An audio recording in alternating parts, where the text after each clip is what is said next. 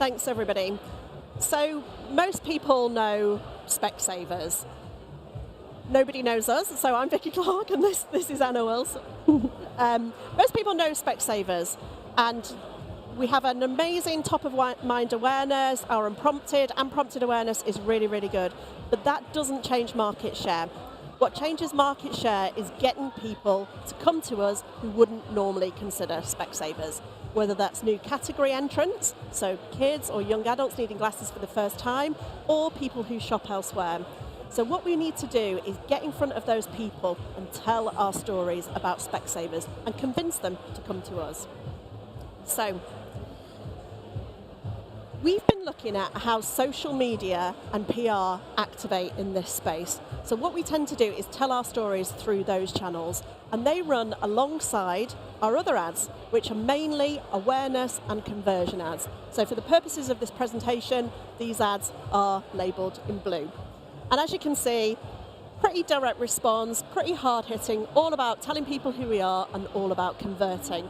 Whereas our social media and our PR ads are more about storytelling. It's editorial content that we see in the consideration layer. So basically trying to change perception. So what we wanted to do was look at the attention that these ads generate and also the scale, so the reach, basically. So let's take a look at the reach of some of these ads. So the blue ads, those direct response, top of funnel awareness and bottom funnel conversion drive lots and lots of reach, which is absolutely no surprise because that's what we buy the ads for. When you look at the pink ads, so that consideration layer, not so much reach. Now there's many, many reasons for that. So some of it's down to budget. We don't spend as much budget on it, but our buying model is also differently. But that's pretty typical of the industry. Quite a lot of advertisers don't invest in this area of storytelling and brand consideration. When you look at attention, it's quite a different story. So the blue ads, the awareness and conversion ads, don't drive a lot of attention. So you'll see here the watch times of our ads over the last 3 years of those blue ads are under 3 seconds, which actually is the Facebook average.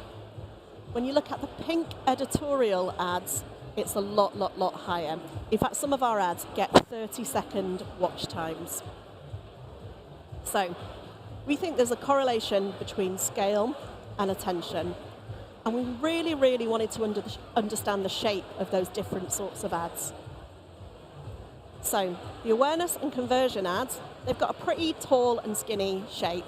So they're basically designed for reach, not so much for attention. The attention, in fact, declines pretty rapidly, a bit like a banana, like that. Whereas if you look at the pink ads, it's completely the opposite. So huge amount of attention, so heavy watch time, but not so much reach. So the shape of that ad is almost an inverse banana. So we know the shape of the different sorts of ads, but what do they actually do? Are they actually changing perception? Now, in terms of the blue ads, the awareness and conversion ads, there's loads and loads of studies into this. We have recall studies, we have brand uplift studies. In fact, the way we buy our media is centered around these awareness and conversion ads. But what about the pink ads? What about the consideration ads? Anna. Thanks, Vicky. Okay, so we wanted to understand 2 main things. One, can brands actually capture and hold attention? We're seeing this in our numbers, but is it true? Are people's eyes actually resting on this content? And secondly, does this make a difference? Does it make a difference when somebody watches your ad for 3 seconds or 8 seconds? Because we've been doing this for 20 years and we keep getting told the same thing. No, it doesn't make a difference. Pile it high and stack it cheap. So we worked with Lumen to create a study. All the details here, I'll give you a link where you can read more about it later, but there were over 2,000 people in that study, and in line with national average, 20% of them were in market for an eye test. And this study, the important thing to know is it used eye tracking. So we didn't look at average watch time as an input, we looked at how much times people's eyes actually rested on that content. And here's some examples of the content. So you can see these care stories here. This is Matt, a routine eye test, found a brain tumour and saved his life. This is Bella Rose, same story. Both great outcomes, okay? You can watch it, it's on Facebook, everyone lives, happy endings. And these are some of the best performing static ads from 2022. In terms of the news study, so that was Facebook, this is news. This is a piece of news coverage generated off the back of one of Specsavers' tweets. I'll go into that in a second, when Anne-Marie fell on stage at the Brit Awards. And this is a sports-related one. I'll tell you more about that in a second. You're all sat here on the attention stage, so I'm assuming you know Lumen's APM model. We work with Lumen and use this as a way of understanding how impactful this content was. So the first question we'll answer, how can brands capture and hold attention? So these are the norms, attentive seconds per 1,000 impressions for Facebook, for video and for image. And what we found was that this content generated 128% more attentive seconds, which is around 7 to 8 seconds of attention, which is what we expected. And when we looked, we saw that was slightly lower for non-customers and slightly higher for customers, but non-customers are watching it.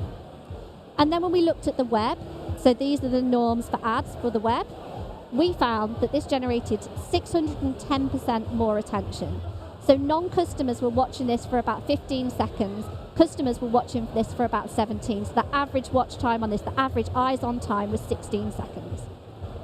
So yes, brands can capture and hold deep attention, that's the first thing. So yeah, what we're seeing here, this trend is not a fluke.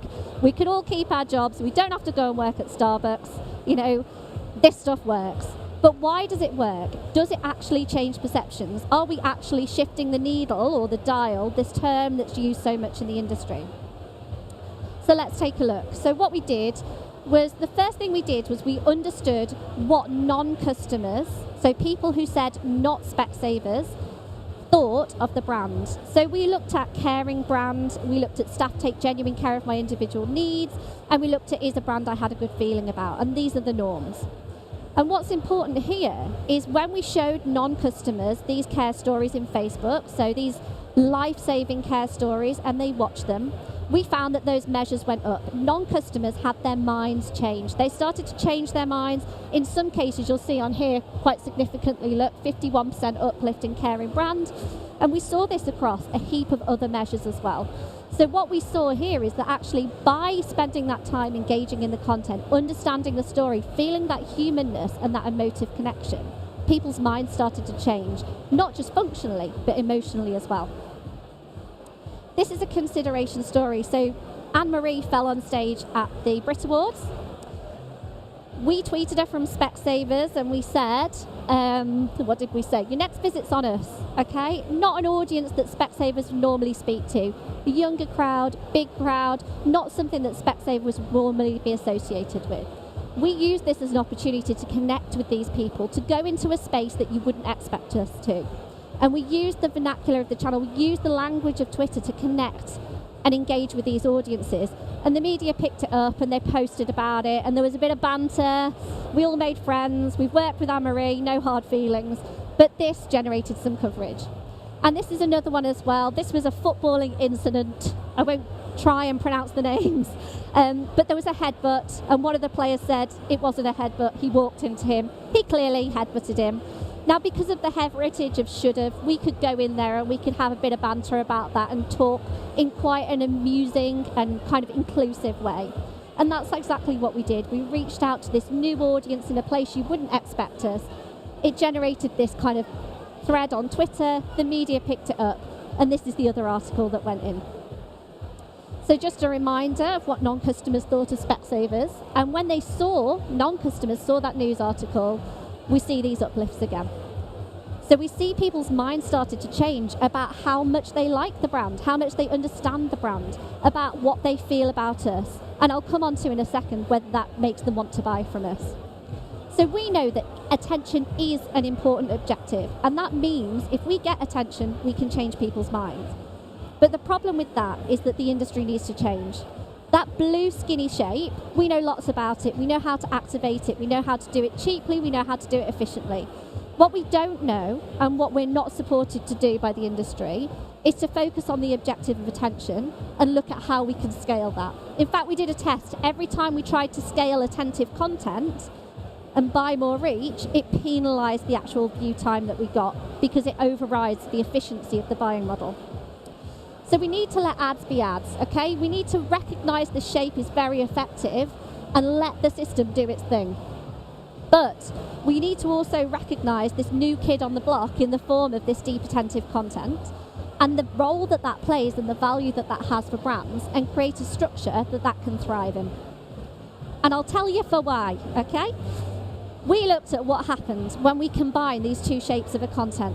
When we of attention. When we combine these two shapes of attention, when we take this deep attentive content and we use it to prime people, to change people's minds, and then we follow it up with these conversion ads that Vicky just spoke about, what we found is that brand recall increased. So when we showed editorial, this consideration ad on its own, and when we showed the typical awareness and conversion ads on their own, there was around the same level of recall. When we primed with the storytelling stuff that changed perceptions and then followed up, recall went up. And then we created this super metric that we call brand impact, and that combines talkability, likelihood to book a test, brand favorability and positive perceptions into this big kind of super metric. And what we found is that the unexposed people had 32% brand impact. People who saw just the editorial content had 59. People who saw just the ads had 56. When we combined those shapes of attention and we showed people the brand content to change their minds and then the advertising, that went up significantly. And the key nugget here pulled out in pink is that 84% of those who saw the brand content followed by the ad said that they were going to book a test, compared with 59% who just saw the ads, okay? So for my whole career, for the last 20 years, people have been telling me that this doesn't work because you can't put a number on it. So now we have a number, okay? What next? Where do we go? How do we take it? We've got a number. Where do we go? What do we do? Well, we need to recognise the importance of a new shape of attention that's going to allow brands to change people's minds. Not just big, massive super brands, but small brands, small businesses and organisations that need to really connect with people and give them a reason to buy.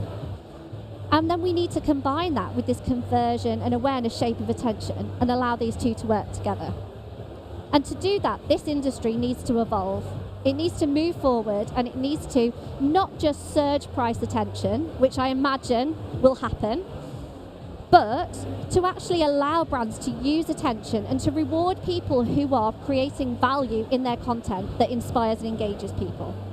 So we need to do 4 things. We need to recognise that there are 2 different types of attention, and we need to look at how we can use them. Second, we need to allow these models to do their jobs. Let ads be ads. Don't criticise them. Don't put a square peg in a round hole. Don't suddenly start saying, we've got to make our 2-for-1 ads sing. They do their job. Let them do their job. But what we have to do is encourage people to use new formats and ways of engaging and telling stories that add value and get those brand messages across. The third thing is that we need to be able to buy against this. We need a way of scaling this up that allows people and brands to get a return on investment. And the fourth thing is that we need to be able to measure this.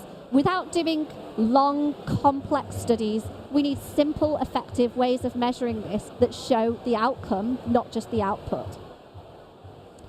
Thank you for your attention. Would be wrong if we didn't say that, right? And if you want to actually see all of this, I know, it's easy to take pictures, but if people want to actually get this and download it, that's where you can get it. Thank you.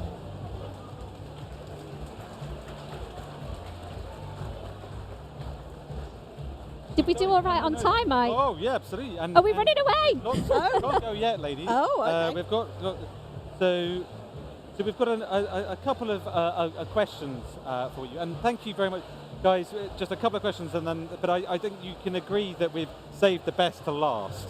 So because I think it's really, really important to this. So just a couple of questions. One is about what would you tell creatives now you've understood these 2 types of stuff? What are you going to tell the creatives to do in your next brief? Well, Well, do you want me to? yeah. Yeah. So we do this all the time, actually. You know, we've changed our creative model. So as Anna says, you know, ads are ads. So those traditional conversion and awareness ads, they have a formula. At the same time, the consideration layer also has a formula. You know, we've worked with Tangerine now for about 4 years, and it's a very, very sort of editorial feel, but it's also quick. It's about newsjacking on events. It's about really understanding the customer, what they're talking about, what they're searching for, and just being really, really quick to engage with that customer, which, you know, I think Tangerine do a brilliant job for us. Very good. So from, like you say, letting ads be ads and telling agency creatives there, keep it quick, keep it, but equally letting Tangerine generate content that's worth watching and worth engaging with, because people are going to look at it, it's not an ad, it's absolutely something else. It's editorial content, and it's always insight led, so it's always based on customer behavior in that moment as well. Yeah. And then the last question is about you know, Specsavers. This is naturally, is it any wonder that you guys have been doing eye tracking stuff? You are all about visual attention. Do you think that this is something that works for other media? You know, your big radio spenders and podcasts and stuff. Do you think the same sort of story could be possible in other media as well? I mean, I guess it's about understanding the customer and where they're acting, you know, what they're engaging with and all of that. There's no industry that wouldn't be applicable for. And as Anna says, you know, some of the spends behind this content isn't actually that high. Yeah. So even, you know, the small brands, as Anna described, can use this sort of approach. And it's all about test and learn. Test and learn. A very good place to end on, because I've certainly learned an awful lot. Thank you so much, Victoria. Thank you very much, Anna.